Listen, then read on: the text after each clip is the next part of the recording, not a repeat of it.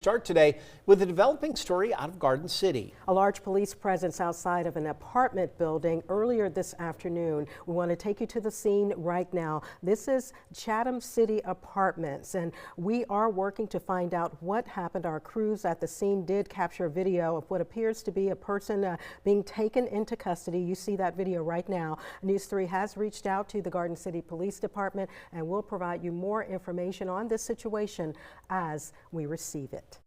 In the Low Country, a mother has filed a lawsuit against the Beaufort County School District. She's demanding a jury trial after she says her daughter's fingertip was severed and improperly disposed of during the school day.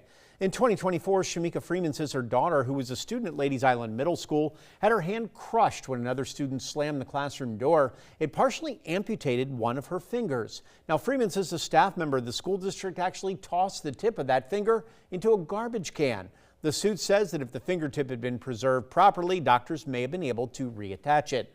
The mother asking the district to pay $600,000 for medical expenses as well as for emotional distress, anxiety, and grief.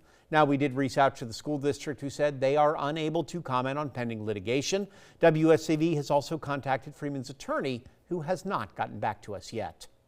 And the Chatham County Sheriff's Office arresting a coastal state prison employee for trading items to prison inmates. Deputies say 27-year-old Michael Cole was arrested yesterday, faces 3 felony charges, including trading with inmates without consent, as well as giving inmates prohibited items and violation of the oath by a public officer.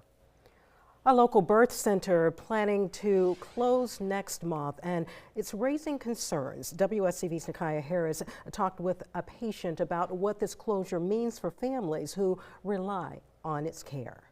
Standing here outside of one of the state's oldest birthing centers, which is closing after nearly 40 years. Families who relied on it now have fewer options. For many, it's not just a business that's closing, it's a loss of support. The Savannah Birth and Wellness Center has served families across the coastal empire for decades, provided prenatal care, delivery, and postpartum support outside of a hospital setting. For many families who use this center, the closure feels deeply personal, and they are preparing to transition their care elsewhere. I am a patient at the birth center. I delivered my daughter there 2.5 years ago. I received all of my prenatal and postpartum care there, as well as just general women's health. This is such a blow to women's health for our community. It's the support that comes with it, birth education, the fact that you are in charge, you're empowered by this group of women. This is a resource that I believe is irreplaceable to our community. I'm devastated to hear this. The Savannah Birth and Wellness Center will continue caring for current patients until February 13th. February 20th is the last day of operation. Families are being helped with the transition to other providers. Reporting in Savannah, Nakaya Harris, WSAV News 3 on your side. Savannah College of Art and Design temporarily closing one of Savannah's historic venues, this after discovering bats in the theater. The Lucas Theater, along with its cafe, closed while SCAD works to safely remove bats from the theater's rafters. The university says a licensed wildlife management company has been hired to handle the removal. A film screening scheduled for this week has been moved to SCAD's Trustees Theater, and other events planned for this month are under review in coordination with event organizers. SCAD says the bat removal process could wrap up as early as next week. Downtown Beaufort could soon let shoppers enjoy a drink while they browse as city leaders moving forward with plans for a social district. The idea is that visitors, whether they're tourists or locals, can actually sip a beer or wine while shopping downtown in the designated zone.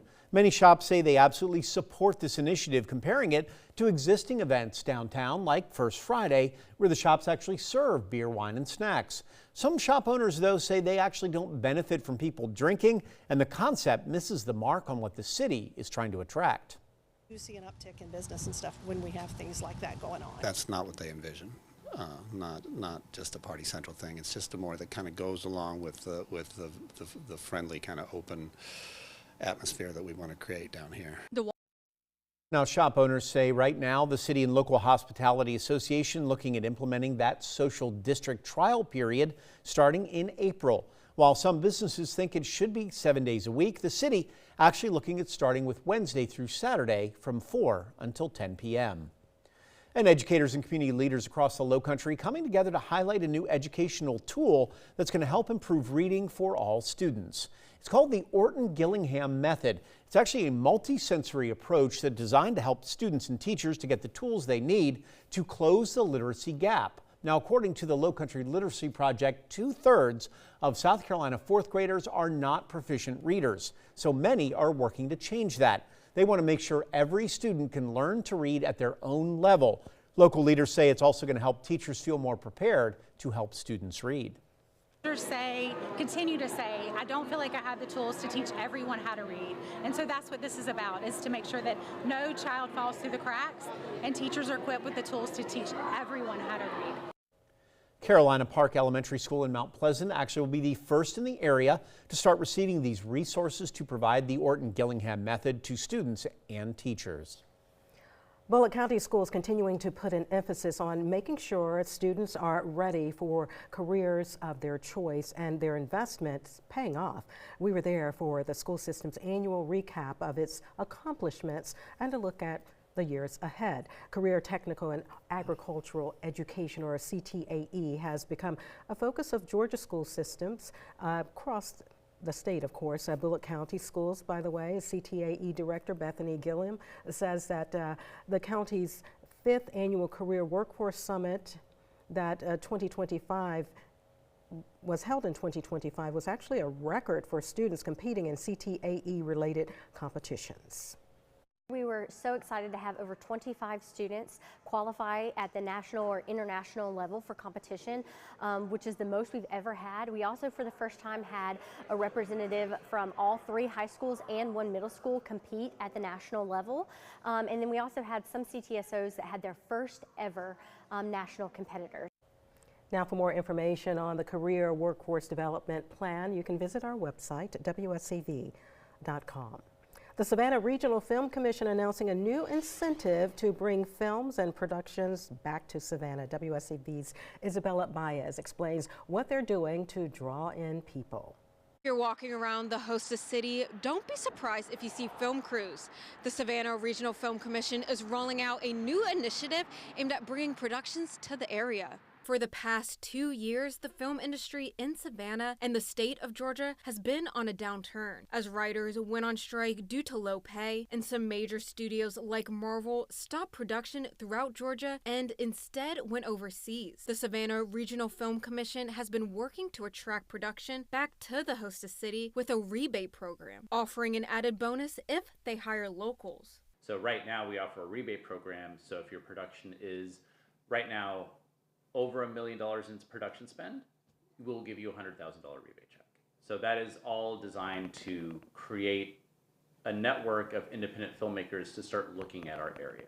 Because in our opinion, the independent market is exactly where we want to be. We want smaller productions to be here, more longevity, more sustainability.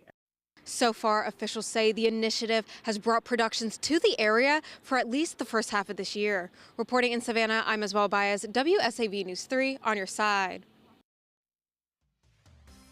WSAV Time Saver Traffic is brought to you by Arrowhead Clinic, the accident doctors, where it pays to get well. Right now we are checking out traffic at mile marker 143, exit 143 along Interstate 16 westbound and eastbound. Traffic is flowing smoothly. On the eastbound side, however, as you just head past 280, you do run into a construction zone, slowing down traffic just a little bit, but those speeds return to normal as you head into Chatham County. So just a little bit of extra time to head into the city right now. And same thing for us at 204 Abercorn Street and Duran. Some slowdowns right there, but elsewhere no major delays on the roadways. So heading out of town along 16 and 80, taking just about the normal amount of time for right now.